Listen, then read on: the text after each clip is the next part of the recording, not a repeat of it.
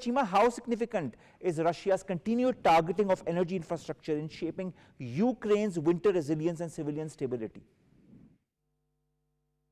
Of course, it's very significant.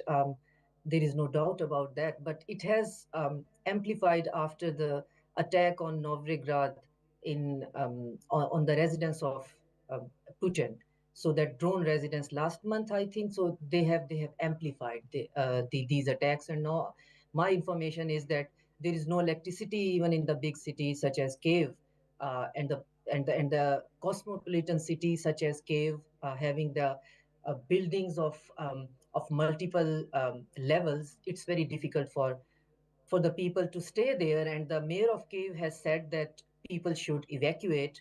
But again, Zelensky, for the Western optics and the rhetoric and this stalemate in the war, doesn't want to leave the people to go there somewhere, some farms or some place where they can have the accessibility to water or some basic needs. So the situation is very bad. But again, who is there to solve or resolve this situation?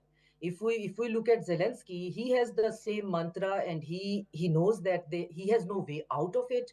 And the Europeans, they have also has dug this hole so deep that I don't see them, especially these current elite, the ruling class, that they have any way out of it, and they can transform it in a winning proposition. I don't see it.